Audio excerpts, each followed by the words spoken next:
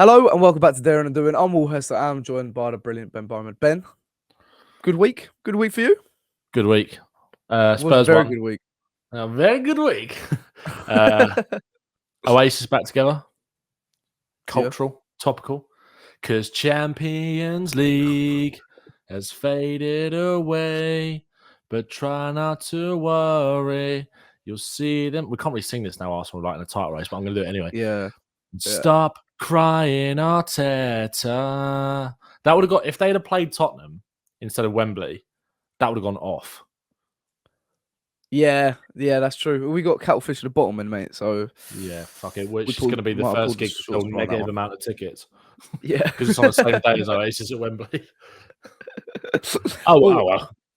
Before we, I'm annoyed that I was born the other day.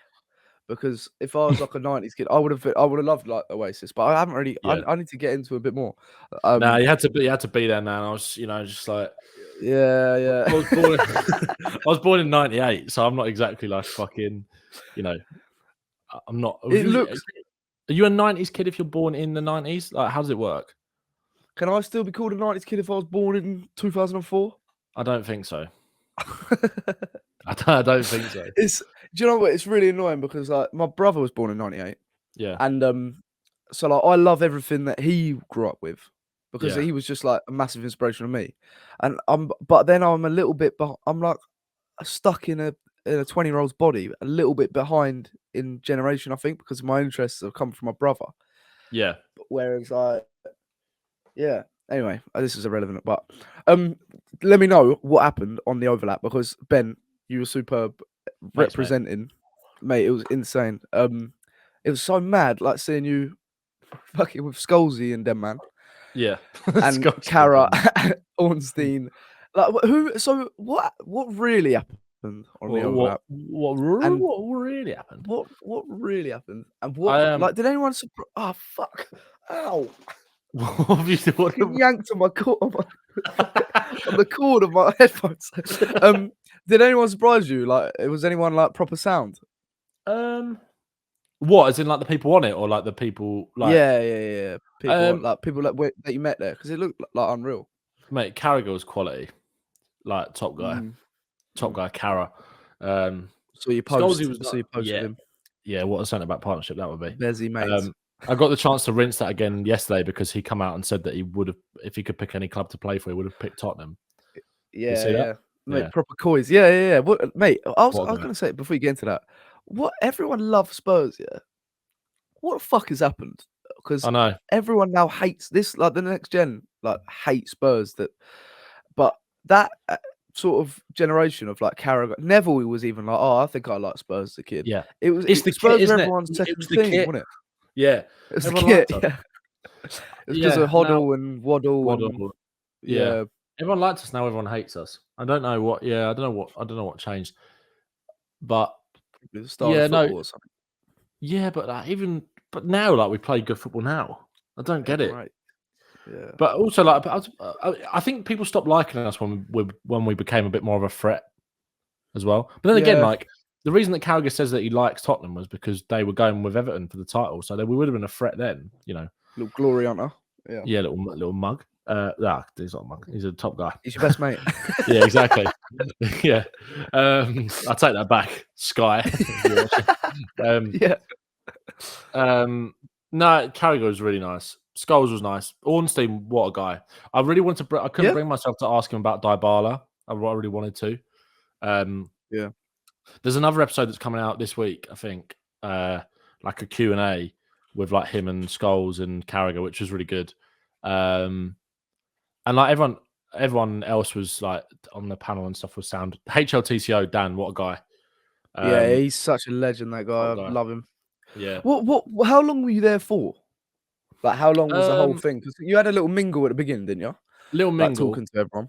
Yeah. Little mingle, chatting to everyone. Alex Moneypenny, I know he's a gooner, but what a guy! He's a really nice guy. We got the train back down to London together. We spoke about doing something maybe. I know it's like sometimes you feel a bit thingy about like with Spurs channel getting Arsenal people on or whatever. But if we was to get someone on to do something around the derby, I think he's quite a good person to do it with because he's just quite 100%, sensible and it's very funny. And he ain't like irrational. No, exactly. It's not like getting someone like Ty on, which wouldn't happen anyway. But but he, How long was we there for? Like, I got there at 1, just before 1.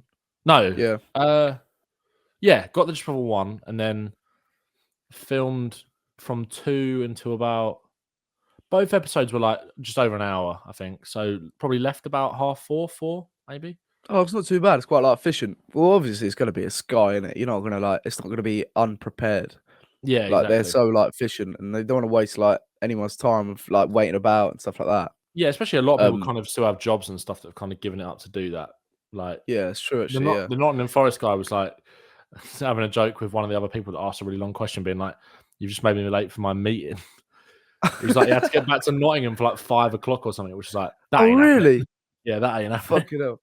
Yeah, but you would skip work for that because it's like, how many opportunities are you gonna get to do that? Oh my god, like it was so sick. Like it was so sick seeing you on there, mate. And then we followed up because you were talking about the 1-1 with Leicester. It was a bit like doomy, gloomy, but fucking did Everton up, didn't we? Yeah, way. Fuck Everton, mate. Getting relegated. Mope, you're a cheat. Down. And I hope Everton get relegated. Down. They are. I mean, I like Everton. Do you think they were really, really shit, or do you think we were actually good? No, we were class. We were so good. We were so good. We were really good. They were really bad. Like don't get me wrong. They were. I think that was like, this is what obviously, I'm presuming you've seen that video of the Everton fans, right? On the train station after the game waiting. Yeah, I did not get that. 80 grand a week. 80 grand a week.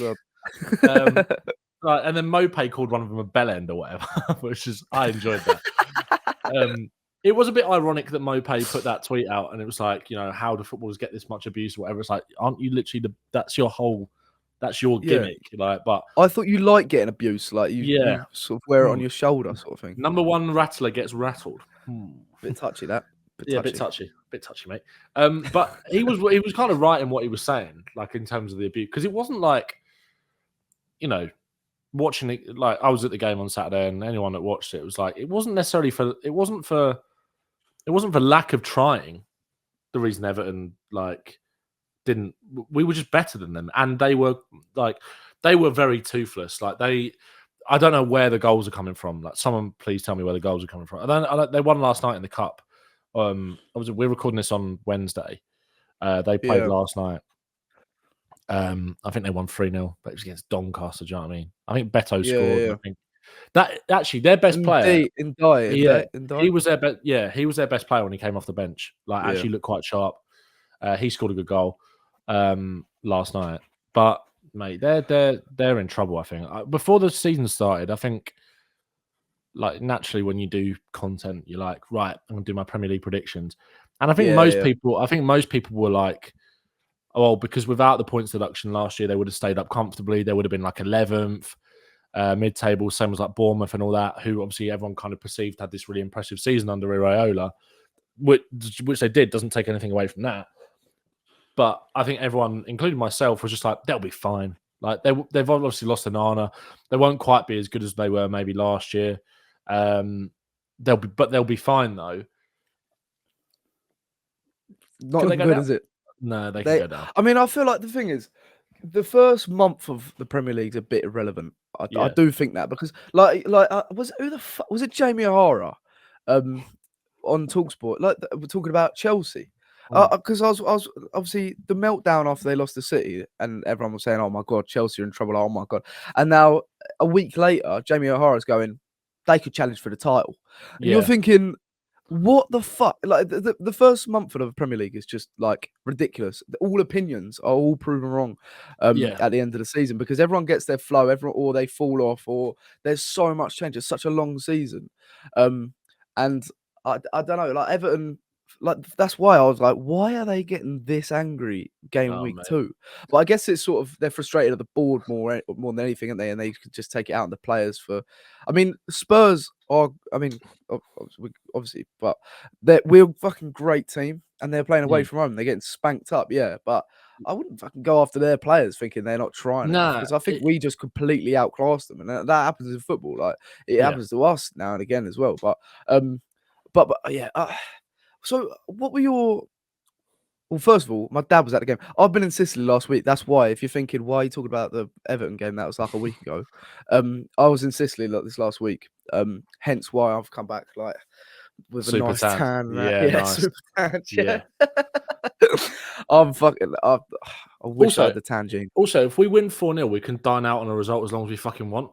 So yeah, exactly. Yeah, we're just delaying the dopamine for you all. Exactly. Anyone that wants to give it can fucking give it. Yeah, exactly. Yeah. So we don't care. We don't care. We won 4-0. We've not moved on to Newcastle yet. Yeah, we've not moved on to Newcastle yet, and I don't really want to move on to Newcastle. No, when we get beaten 7-0 on the weekend, we'll still be talking about the Everton game because we want that dopamine. We want to keep being positive on that high. Yeah, this is the Happy Clappers podcast, right? We ain't talking about the positives. Do you know what? That's actually a really good name for a podcast. Someone should do that as an ironic podcast name. Just be like, fuck you to all the people that are so like anti-Spurs. Because this is the thing with Spurs and Everton, right? This is why I always quite like Everton, is they are the Spurs of the North, because no one hates Everton more than Everton fans. No one hates Tottenham more than Tottenham fans. And it's like, they're kind of in the shadow of like the neighbour. And it's like, you know, big new stadium that if they go down into that new stadium next year, it'll be pretty funny, isn't it? It will be quite funny. It will be quite funny. Yeah. Feel sorry for him, but it will be quite funny. Yeah. But so you were at a game, first home game of the season. It looked like one of the best days to like ever go see Spurs. Like sun shining. Actually, no, it wasn't. It was fucking raining. Fucking pissing it down. Yeah. So I had to come home before the game, change my jacket. Sun. Oh yes, of course. Yeah. But like my dad went to the game. He surprised me because I was in like Sicily, and he sent me a photo of him like walking down Tottenham High Road, and I was like, oh, "Fuck off! Like, how are you going to this game without me?" Like Judas. And what's a polo doing in Texas? But I couldn't because I wouldn't watch again. I couldn't watch the game live or anything like that. I watched it on like Spurs play after. Just looked like one of the best days out you could possibly have watching Spurs. Like clean sheet, 4-0, like new signings shining. We're gonna get into them. But yeah, it looked unbelievable. I was at the home. I feel like the first home games the last few seasons have been like unbeatable. Like Southampton under Conte when we thought we were winning the league. That went to shit. Postecoglou, Man United last season. I was at that game. It was unbelievable. Yeah. But yeah, this game just looked so good. So what? Yeah, did a little bit. Yeah. But what were your sort of first thoughts on the lineup when you went? So like before the game happened, when you saw the lineup, because it was so attacking. Obviously, we had no Solanke, no Bentancur. Bissouma come back, and I thought everyone was going, oof, like he's back quite quick. I wasn't actually I thought maybe he'd be integrated from like the bench and stuff. Maybe Gray started. Yeah. But what a decision to like play him. But and then obviously we're playing Kulusevski, Maddison, Odebert, Johnson, Son. And when we saw the first line, I think people were thinking, where the fuck is everyone actually playing? It works so well. What were your thoughts like before the game? What were you expecting to happen from there? And how did those like the feelings of excitement or concerns like play out over the 90 minutes for you, reckon? I think Postecoglou smelt blood a bit, didn't he, with Everton? Like, then that's obviously why. And not having Bentancur and not having Solanke meant that we had to adapt. And obviously there was concerns kind of going into it about who's going to play up front, because Richarlison has played 40 minutes before that in about 4 months. Oh, 40 minutes, like 10 minutes. Sorry, he came off the bench against Leicester for about 10 minutes. And before that, he hadn't played since May. So it would have been a risk to start him. It's always a bit of a risk to start Sonny through the middle because it doesn't always suit the way that the opposition play and how they're going to set up to nullify him.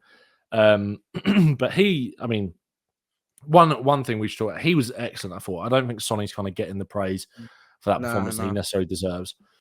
Pressing monster, mate. Yeah, and just the way that it was like watching prime Harry Kane, the way he was like dropping deep and spraying the ball about. I was like, oh my word. Didn't think he had that in his locker. Yeah, it's because he ain't got the pace anymore. You know, he's lost the yard. He's lost the yard. But no, he was rapid when he shut down Pickford, wasn't he? Oh my god! And to even just keep ahead of Van der Ven when he was driving forward. Yeah, and also he didn't even look like he broke his sweat. No, that was a quality finish as well from Sonny that doesn't really get spoken about. Through the keeper's legs, Pickford coming out, making himself big. But naturally, I said it before the game. I was like, I feel like, obviously, I was quite surprised that I wasn't surprised that Odebert started, because Ange just got previous for just going, okay, well, you've impressed me in training. I don't really care if you've not played for us before. Yeah. I don't really care how old you are. Go and have a go. And it obviously paid dividends. But again, with the kind of depth in those areas that we've got, I'm surprised. And the way that he played Kulusevski through the middle, obviously, throughout pre-season, I was maybe surprised that it wasn't Kulu, Son and Johnson up there. But what I like about this now is that, I said this the other day, that I think that's what that's done for Postecoglou, is almost set a bit of a blueprint on how we can play against some of these teams now. Because obviously there's this sort of thing about Spurs and being able to break down low blocks and everything like that. And, you know, Kulusevski is going to give you... Kulusevski was brilliant. What a player. Kulusevski, what a player. Kulusevski, what a player. Here, like, you know, we've kind of set a bit of a blueprint now on how we can kind of deal with those teams. I think you're also right to like talk about the fact that it was just a nice day at the football, because I saw Spooky tweeted it before the game or after the game. It was like, and it's so true. I always feel like a good Spurs Saturday 3:00 game at home starts with Man United getting beat in the early kickoff. So as soon as Brighton scored that last minute winner, I was like, we're golden. We're Gucci. We're going to win. Because it's like, it always feels like, I remember last season, I actually think last season when we beat Everton at home, United got beat against West Ham in the early kickoff. I feel like I'm always watching Man United on TNT Sports in the pub before a Spurs 3:00 game. And they're always losing. It's always like a disaster last minute as well. Yeah. Like someone, and you're straight on like Goldbridge at the end of the game. He's just like always got his arms crossed, just hating his life. Yeah. But also like the goals, it was just like a proper, like the fucking Bissouma just fucking twatting it in the top corner. Van der Ven running the length of the pitch. Us scoring like a weird goal where we nick it off the goalkeeper. A header from a corner. It was just like football is back. Bosh. Romero bullied Tarkowski and Keane in the air as well, by the way. Which I was thinking, fucking hell, mate. He's a beast. He's such a beast for me. He gets bigger and bigger each time I see him as well. Just fucking bulking up. I think I get bigger every time I see him as well. I get bigger, but I reach a limit really quite quick. So not that bigger, but I get like I still like technically get a little bit bigger. Just give it a little flick. But it was like a perfect day out, clean sheet, 4 goals, and we didn't ever really look like we broke a sweat. But I don't know whether to get onto the individuals first or the sort of fluidity of actually, you know what? Let's start with Odebert. Start with the individuals, because he seemed really, really confident, and for a 19-year-old to come in and have the performance he did, it's really promising for the course of the season. I don't know whether he was like playing off of a high of being started in his first game that he was like eligible to play, but I think what Postecoglou is so good at, and what people don't actually give him credit for, is the confidence he shows in young players. People will look at the youth team and say he hasn't given them enough opportunities. I think that's a different conversation to buying young players and give them full confidence in go show everyone what you can do and express yourself. Odebert did that, and I think there was still some parts of his game that is going to be defined. It will be defined because he's 19. But for a debut, he was exactly what we were looking for in that terms of that sort of winger, that 1v1 specialist, dribbly winger. It was exactly what we wanted from him. And he looked really assured in his role straight away, which is a massive plus for us. Like we're coming towards some really tough fixtures, and I think as well he may have put Odebert in because we have such tough fixtures coming up. Sort of like find your feet in this game, get your confidence up, and then you can explode over the next few weeks. How do you think his debut went? How do you think he did? I think he did really well. I think also, what did he add to us? I think one thing that we needed going into Saturday, when you kind of talk about that feeling, was like with Solanke not being there and kind of not having that home debut where it felt like, with the way that we played, he was probably going to score against Everton to kind of get his career up and running at Tottenham, especially after the Monday where he was showing those signs and played really well. It felt like the fans needed that kind of lift of that new player, because otherwise I don't think maybe that feeling inside the ground wouldn't have been quite the same if you're going into that game with all of the same players as last year. And I think Odebert kind of, just through his presence, added that bit of excitement, but also in his performance. And like you said, it wasn't perfect. He tried to take on Dixon, the young fullback, every time. He got the ball, which was really encouraging. He didn't beat him every single time, but the fact that he was facing up and trying to take him on and committing Everton, and also just pushing Everton that little bit deeper, pushing them back constantly towards their own goal, which was dangerous, winning corners, committing men. He was really, really exciting. And the link up that he had with Maddison and a doggy down that left-hand side, I thought was really nice. Yeah. Someone who can go both sides, come inside, go on the outside, that little step over, always looking to go forward whenever he got the ball, which was really good. It was just that kind of shot in the arm that the fans needed a little bit, I think, in his performance. Just to have someone to get behind and get excited about. Because, like I said, he was the only new signing on the pitch. So I think that was important. But his performance was really encouraging. And I think,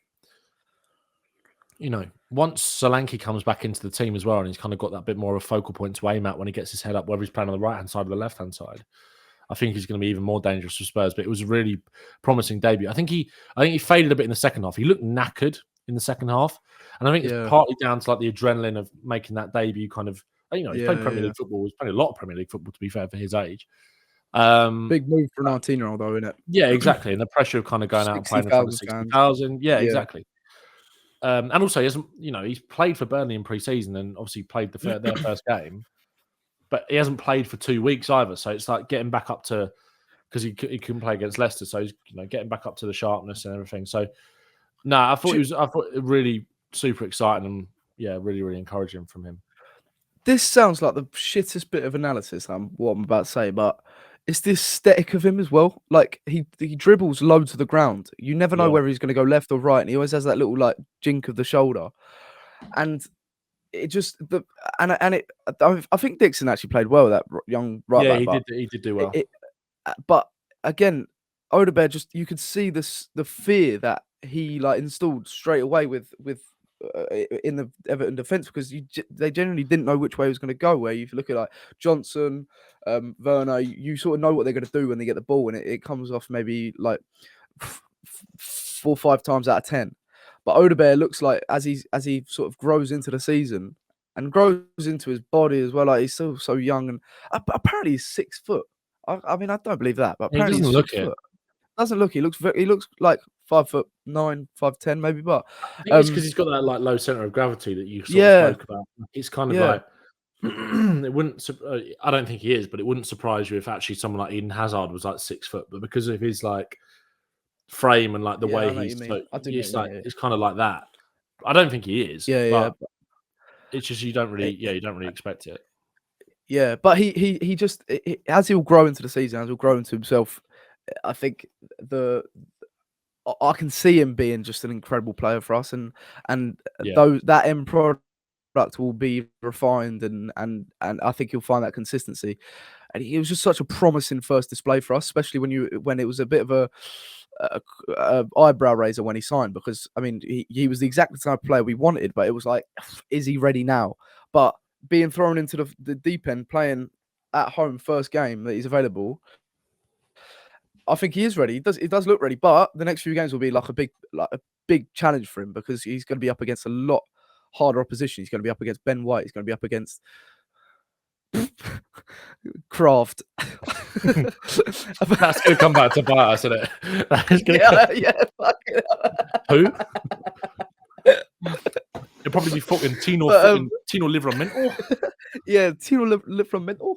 Yeah, to be fair, Livramento, that is a battle, to be fair. But fuck, why the fucking say that? Do you remember last season we were like, fucking Newcastle, get back into your box. Get in your box. They absolutely dicked us. Oh my god. Oh my god, it was so painful. But it was really good. I want to talk about Kulusevski.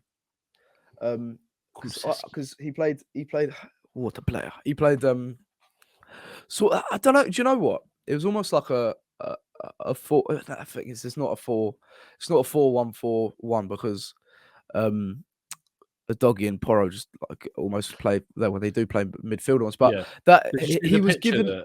Sorry, I was going to say, did you see the picture that Rob Bailey tweeted of like the setup? Tangible. But mate, but what that added, what Kulusevski playing alongside Maddison, I was surprised because I thought, is that too weak? But actually, they've got the capability, and I don't know if we could play this exact formation against like the big boys. But like you're saying, when a team sits deep and allows us to have possession, it's perfect because one, we can suffocate them with the press because they're just electric and they know where they are in that final third of the pitch when they are pressing. That's where they're comfortable. But they've still got the physicality to sort of compete in midfield. They were still playing against Idrissa Gana Gueye, the like physical midfielders that love a battle. And what I loved about it is the fluidity that Kulusevski, he was finding himself on the right, he was finding himself more on the right, but not hugging the touchline, more like when he was under Conte. But Maddison could form a triangle with Odebert, Son, or Doggy, whoever was on the left.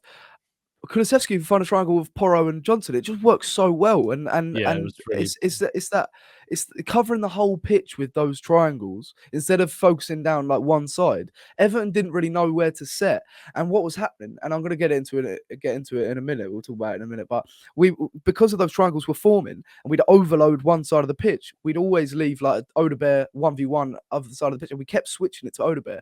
And all of a sudden, Everton was scrambling back, and they couldn't ever really set. And that's really promising because where we struggled last season with low blocks, you're just seeing a whole new with Kulusevski playing that centre mid. Almost we talked about it before, but I think the Lily White Lab talked about it before was he could be our Bernardo Silva, and the fact that he's just so fluid in where like the positions he finds himself, and great at progressing the ball, great on the half turn. Like that suits him down to a T, that position, especially against that sort of opposition. It just worked really well. And again, I'll get into it in a minute, but Maddison, Kulusevski could do the same thing, just making those sort of like shadow runs, Dele Alli-esque, past the line of defence to sort of just keep them on their toes, or they could never set. Every time they had a little bit of space behind, Maddison, Son would drop a little bit deeper, dragging the defence, and then Maddison would make a little run over the top. Romero find him, whoever could find him. And it almost paid off a couple of times. It was, but Kulusevski, I think, he come off at 6-7 minutes, but he just looked like how. So you tweeted about him being our best player behind Christian Romero. Yeah. How good of a season can Kulusevski have? And like how much of an impact can he make? Because I think this is a big season for him as well, because he was getting a lot of criticism last season because of his performances on the right. I still think he could be a really good player for us on the right, but this where he had the freedom in this game, he looked like he thrived in it, and he's got so much confidence in it. Yeah, he was top. Like I'd put out another tweet that was like he's a top player. He is so. He's so good. Sexy. Kulusevski. But that Pep Guardiola was not lying when he said Kulusevski. Oh, what a player! And we always joke about that, right? And always say that. But I'm pretty sure, like you referenced it earlier when you were talking about Lily White Lab and the Bernardo Silva thing.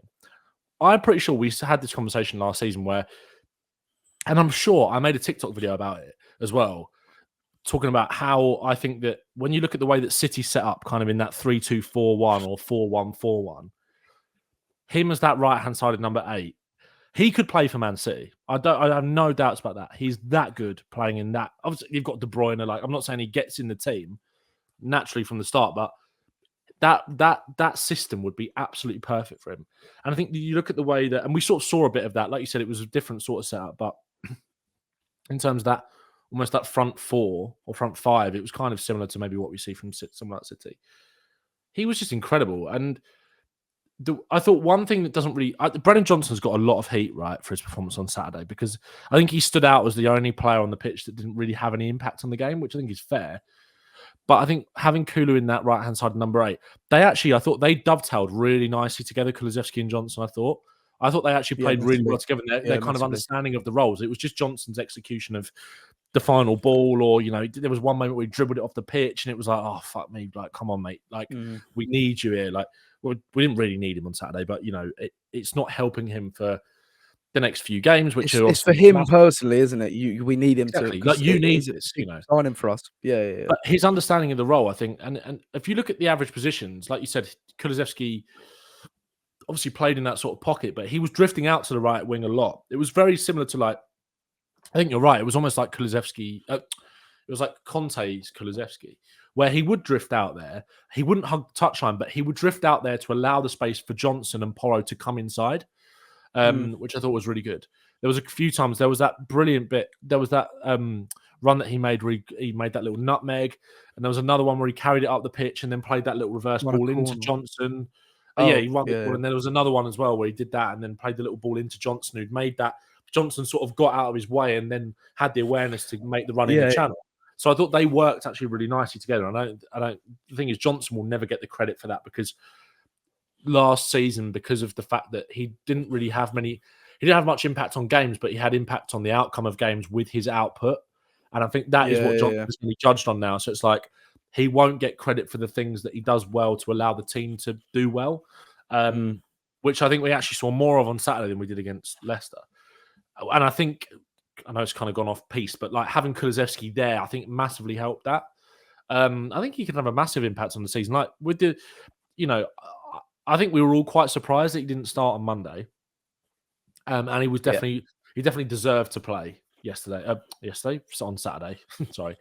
And I think he showed why. He was kind of rewarded with that. He's been excellent throughout pre-season. Like I said, he's not a player that if he goes on the bench, one thing that's always consistently impressed me about him is his mentality. I think as an all-round package footballer, I know I probably put that tweet out with an element of bias because I love him so much. And I think I said on the last pod before the Everton game, I think he's my favourite player at the club. He's been like that for a while. I adore him. And maybe he's not our second best player. He probably isn't. He is probably Sonny. Sonny doesn't. I think it is Romero by a way, and then I think it is probably Sonny. But I think Kulusevski as an all-round package in terms of that versatility and his mentality and everything, he can be so crucial to this team. Again, it might be a bit like Johnson. I think he's he's a much better player than Johnson. But in terms of from game to game, he might have a stinker.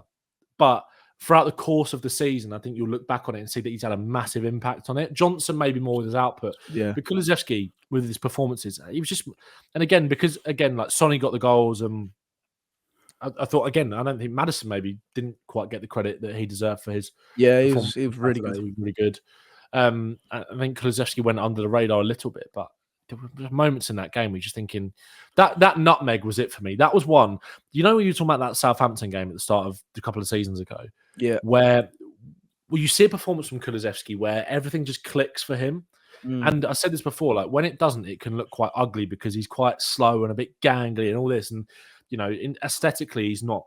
When it's it looks quite clunky, doesn't it? When it's going wrong, yeah. But when it's going right, he is just silky, and you don't. It's even more impressive because he's 6'1", 6'2", tall, strong. It doesn't work. But I just think that it shouldn't work, but it does. And he's an unbelievable footballer, such an intelligent brain. And I think this role, again, like I said, he's not going to play there every week. He might not play there again on Sunday, and maybe that's the right decision. Probably, I think he should probably start in some shape or form against Newcastle. But again, you've got a player there that you can rely on, and he's a superb player that doesn't get the credit he deserves, in my opinion. Couldn't agree more. I'm actually relieved that, in many ways, but if Pep Guardiola goes this summer, because I think if he stayed a couple of years and he saw the next sort of transition of the Man City squad with the likes of Bernardo Silva leaving, De Bruyne going, I would be shocked if they didn't go all out for someone like Kulusevski because he is such a Guardiola player with the fluidity. And I think we're sort of mimicking that with not just copying Pep, mate, but that formation we played, it was surprising to us, but City do that all the time. See, I know they have Rodri sitting and they have an unbelievable defense, but you guys just go. You guys they can do that. But then with the recovery pace of Van der Ven and Romero, I think we're growing into that team where we've got that sort of status confident defenders that can trust everyone going forward now. And Bissouma had a really good game, and again, he's nowhere near Rodri, but like City will play Rodri sitting, De Bruyne, Bernardo Silva, 2 dribbly wingers, and Haaland, and they'll all go and do the same sort of thing, just except their fullbacks won't come into like the attacking midfield positions. But yeah, I would be shocked because he's such a Guardiola player. The way that he works off the ball, the fluidity, the versatility, and he goes unnoticed. I'm glad he's finally getting the credit he deserves. I think he's more in the game now. He's playing centrally because before he'd be out on the right, and sometimes it'd just be the way the game's going. We can't get the ball to him, and he'd almost go certain games. But actually, even then, he'll still try and get his body in the like. He'll still try and get involved. It's just it won't happen for him in certain games last season.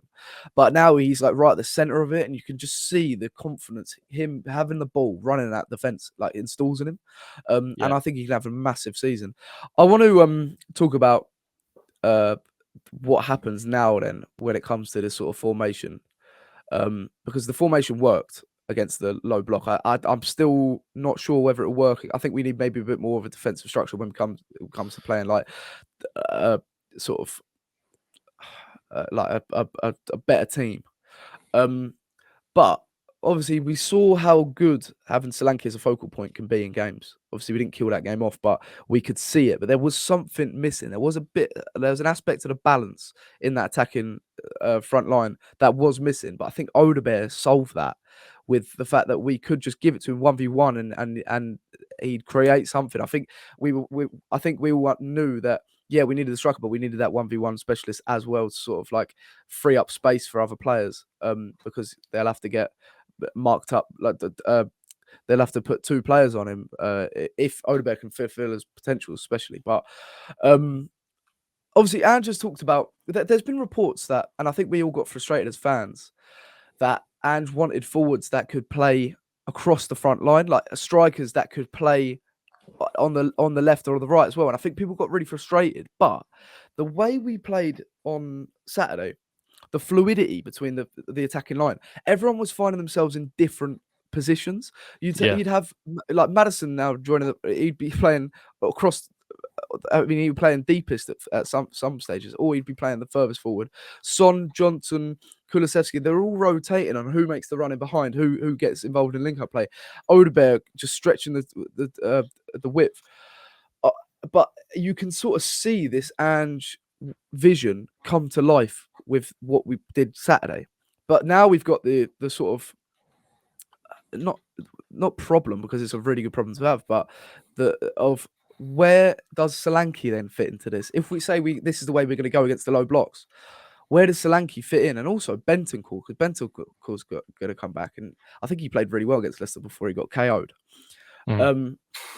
But like, what you can see is you got players that are fluid, players that can play in multiple positions. Son can play up front on the wing, Kulusevski central on the wing or striker. Solanke is really comfortable in coming out wide. We've now created an Odebert left or right. We've got now like an amalgamation of different attacking outlets, and it's really hard to defend against because they're interchanging throughout the whole game and all making different runs. Obviously, Maddison with that running behind. Bissouma's goal was a long shot, which is something that we were crying out for last season. We almost trying to play it into the net, pass it into the net. Bissouma thunder cunted it on the edge of the box off the bar. Like, Everton couldn't deal with us. So, how do Bentancur, Solanke fit into this?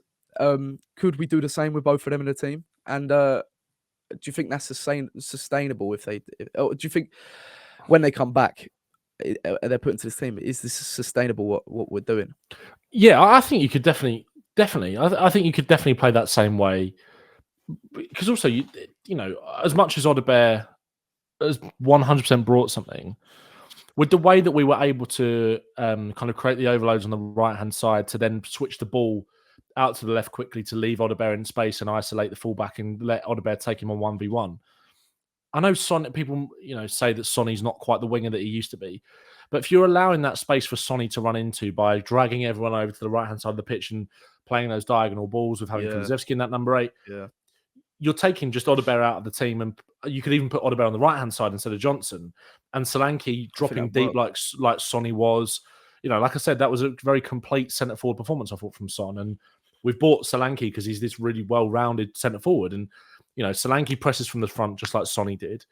Solanke drops deep, and just like Sonny did. He's got that kind of passing range as well. That's kind of something that's come into Solanke's game. So I think there were just kind of little tweaks here and there. The one that is maybe not quite as simple is the Bentancur for Bissouma one, but obviously he does trust Bentancur to play in that number 6 position. But I do feel like in games like that, that's why, like, before the game, I'd love to know whether Bissouma played. He kind of brought Bissouma back in that little bit earlier because we didn't have any other options. Well, we did have options in Archie Gray, obviously, and Gray came on for Bissouma, I think, didn't he? Or did he come on for Sarr? He played in that number 6 position. I think he came on for Bissouma, I think. Yeah. But obviously at 4-0, it's a completely different game. Or 3-0, or whatever it was at that point. And I think it was the right call to go for Bissouma there, especially in a game where it was going to be a physical midfield battle. But that one's maybe not quite straightforward. But I think you can easily kind of tweak this kind of little blueprint that we've got to bring Solanke back in for sure. And again, against teams where you're going to dominate the ball, Bentancur is good defensively in transition. He maybe doesn't give you quite what Bissouma does. And this is the thing about Bissouma, right? It's not just. Never. We spoke about this after Leicester or before Leicester or whenever it came out about the ban. It's never been about ability with him, is it? Like, and again, that was that performance that we saw on Saturday. One thing as well that I wanted to speak about what you just said. Again, something that Lily White Lab have spoken about, and I think they did a thread on it off the back of the Leicester game. Long shots. That also, that is something. Or they might have done a thread last season. I think they did a thread last season about breaking down low blocks. And I think they brought it back up last week off the back of the Bissouma, or on Saturday off the back of the Bissouma goal, I think. And we're like, this is something that kind of we've been saying. We've got people who have got that kind of in their arsenal, for want of a better word, in Bissouma, in Porro, in Maddison, in Kulusevski, But it was in that instance, it was kind of Kulusevski dancing in the box, committing the players, and then you got Bissouma there to receive the cutback. And naturally, the more players, it's like Man City, right? That's why. De Bruyne, it was kind of different because it was in transition. De Bruyne nearly scored this unbelievable goal on Saturday that no one was talking about, that cannoned off the bar from miles out. When you've got that much kind of creativity going on in front of you in terms of helping to break down that low block, and you've got players that can then receive the ball outside the box and shoot like that, there's always going to be opportunities for you to do that. We've just seemed a little bit reluctant to do that in the past and pull that trigger. But, it just rolled perfectly for Bissouma, and it was like he wasn't going to do anything else other than hit it. And when it goes in off the bar like that, it was just fantastic. But no, I do think there are simple tweaks that you can make to make that little blueprint that we had against Everton work with those players, especially Solanke. I'm not as I'm not worried about that. And again, people need to look at this squad and realise that. It's like the Dragusin kind of debate, isn't it? Right? It's in like people are scared that we've got a bit of depth, and it's like, well, but hang on, how are we going to get him back in the team? It's like Solanke. I understand that conversation because it's like we've paid 65 million quid for him, and he's the main man. He was our big attacking signing, and he is going to play every week if he's fit. So, but the midfield, it's like, I'm not as worried about that. But I do think in games like that where you could get caught in transition, and you do need to be a bit more physically dominant, and someone that's going to break up the play and win the duels. Bissouma, I think, is your man for that. Bissouma, such a sick redemption arc coming for Bissouma. I think he has to keep. I think the problem with him is the consistency, and I think Andrew said that he's almost like acting like a kid who's been in trouble at school, and he's like doing his best, like being early to class, all this stuff. How long could he keep it up? But it was funny yesterday with Andrew's birthday, and he was like posting like him on he's his doing Instagram. the most, isn't he? He's and doing also, the like most, someone said that he's keeps posting pictures of like his family and stuff on Instagram as well. It's like family man, mate. I'm a family man. Yeah. I've changed. But I mean, if we can get a hungry Bissouma, hungry for the validation, I mean, what player we got on our hand? Maybe it was a blessing in disguise him doing laughing gas, because that wake up call could push him on to be because again, like you say, it's not bad as abilities. The ability's there. It's the consistency, it's the mindset, it's the professionalism, and if he can if that clicks, then what a player we got on our hands. Everyone knows how good he can be. But yeah, he was excellent. But it's just that consistency, isn't it? That's what, like I said before, it's never been about ability with Bissouma. He is on his day. No. He's top level. Like he's, I'm not saying, top. He's not quite, he's not Rodri. He's not, but he's not, he's like, I don't want to keep repeating myself, but it's never been about that. It's never been about that. No. It's been about the application and the kind of mentality aspect of it. And I don't want to say players got bad mentalities. I think it's quite lazy when people come out and talk about stuff like that. But it's not the mentality. Well, it is kind of mentality with Bissouma, but it's application. And we saw that application on Saturday. But and I'm not saying, I've said this before, like in an ideal world, you see that Bissouma every single week for the rest of the season. I can accept that that's not going to happen, in terms of being realistic. Every player's going to have an off day. But if you get that for 3/4 of the season, you're laughing. You're absolutely laughing. The biggest thing for Spurs is that having him play like that and fulfill that kind of role, it was actually in possession. I was more impressed with him. He broke up the game and won those duels when he needed to. There was only a couple of times where he needed to do that, and he was straight in to win the tackle. And again, when you've got players that are pressing from the front that allow those situations to happen, that means you can create those high turnovers, which we know we're so good at. And he did that a few times. He didn't really need to other than that. But it was his... On the ball, he was unbelievable. Like those passes that he was spraying. And again, we're kind of going over the same stuff, but like talking about creating those overloads and being able to switch the play quickly, every ping that he had landed on the foot of the player or in front of them to run onto, like absolutely perfectly. And it was just like, if you get that for the season, then you're fucking laughing, because he's a top player. But it's just that he's not out of the doghouse yet for me, quite. I know what you mean. Still got more to prove. One good game doesn't make it all right. And I think Ange even said that, or said something along the same lines. What I do want to say is, going back to the who comes in for who. Yeah, like you're saying, it's a good problem to have because we've actually got depth now.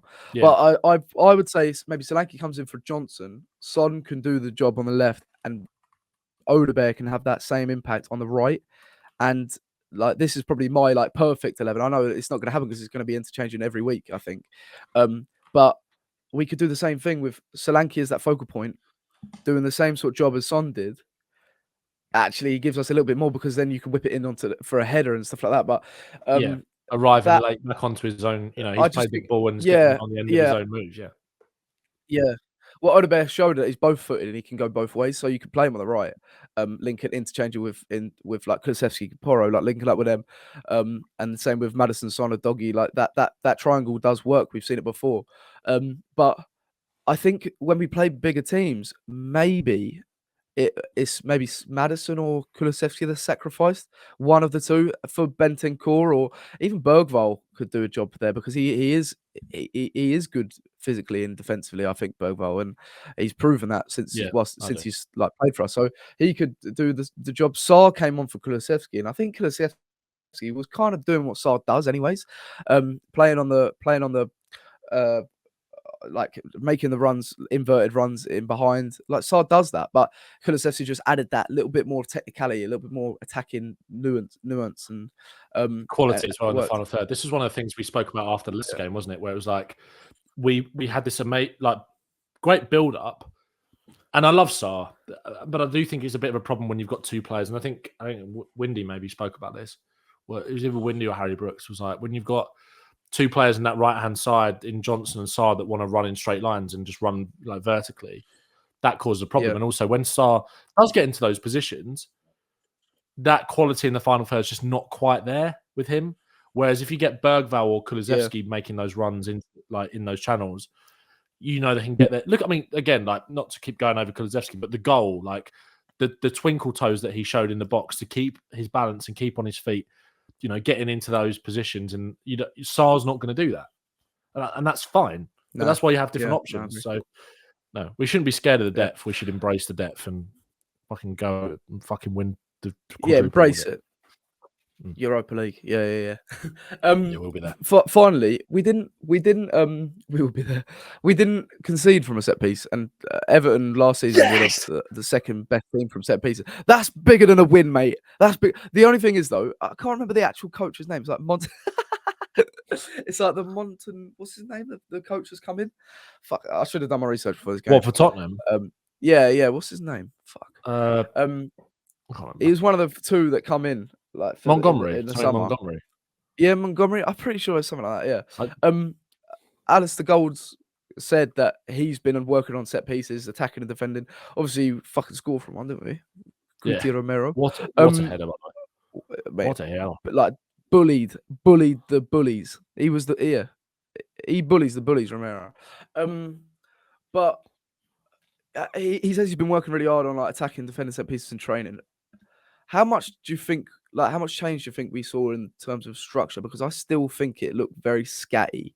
The ball didn't go in the net, but it still looked, we were under pressure a little bit, very scatty. Do you think that's just because Everton are really good at set pieces and we did our best and we kept it out? Or do you think we just got a little bit fortunate with maybe Maddison clearing off the line?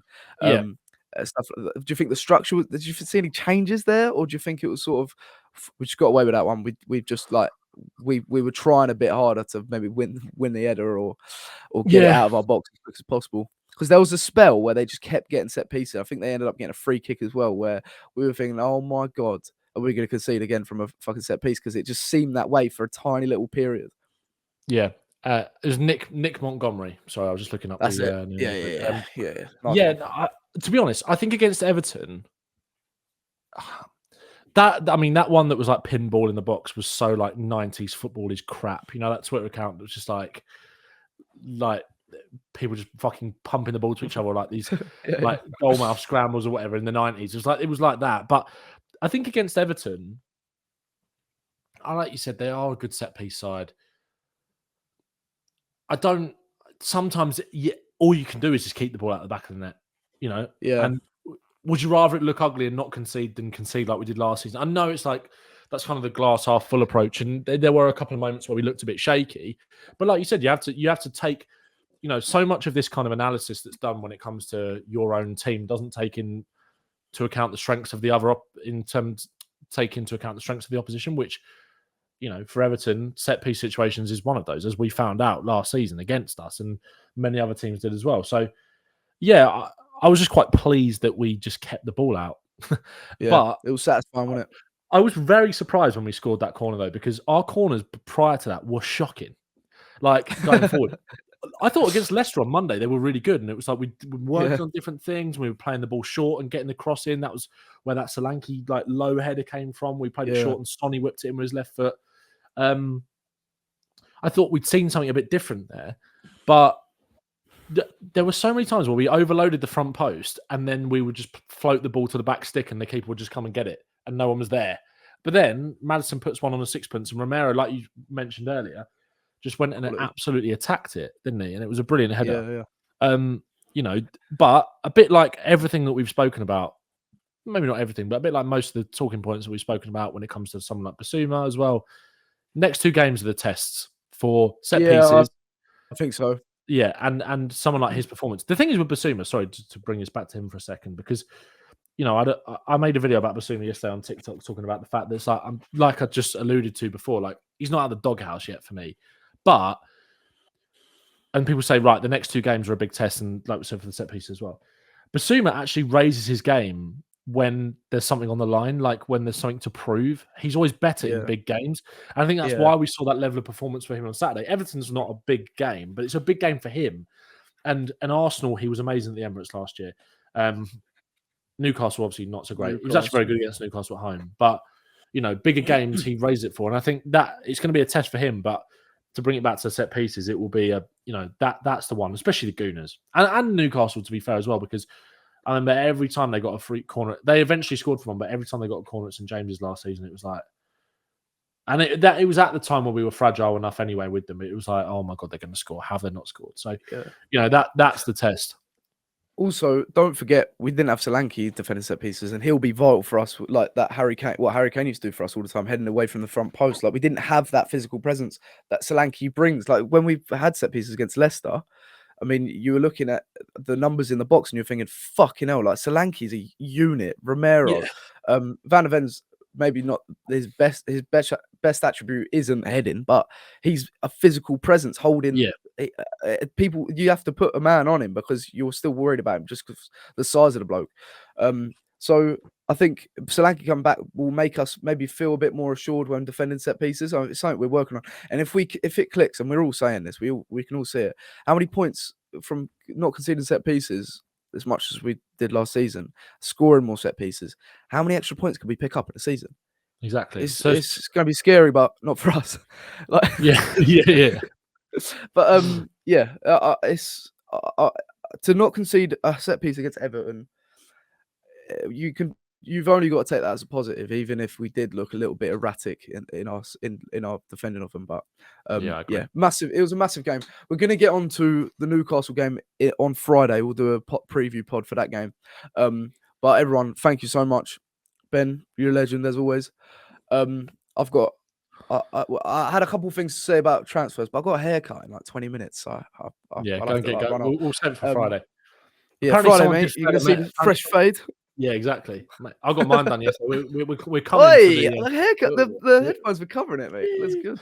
We're then doing both. Yeah, when Newcastle, I don't know what I'm saying. Look up your wives. It's going to be scary on Sunday, but not for us. What I was going to say quickly, someone did fail a medical at Tottenham yesterday. Apparently, did you see that? Yeah, Koulibaly. How credible is that though? I got told I got some ITK in the morning about that. Not a name though. It was like someone Spurs could be signing someone today. That was quite vague. And then someone else I know separately got the same thing. I then got the same one later about Koulibaly, and then someone else got it as well. Do you think we won't go for anyone then? Do you think that was it, and then he failed? No, I think we will. I still think we'll talk about it on Friday because we might have signed someone. But then is it transfer deadline down on Friday? I don't know. We could stream the podcast all day. We should do like Sky Sports News. Oh my god, yeah!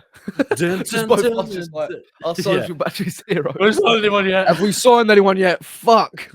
No links, no rumors, nothing. Exactly. It's like when I had my mate round once for the Dybala transfer deadline date, and we fucking signed Ryan Sessegnon. It's the most depressing thing I've ever witnessed. Mate, I did that with my mates, and it was after this was like 2014, and it was like we fucking sold Bale and Arsenal signed Mesut Ozil. Let's hope it's a better deadline day, but we'll get onto that on Friday. But everyone, up the Spurs. We'll see you in a couple of days. Up the Spurs, unreal performance. Thanks for staying with us. I know it's a delayed pod, but I'm traveling the world, mate. I'm going Poland in a couple of days. I'm going Mallorca straight after that. I'll travel, boy. I'll travel. I'll travel, boy. I'll travel. All right, everyone, legends. Catch you later. Up the Spurs. See you later, boys. Up Spurs. See you later, Ben. See you later, mate.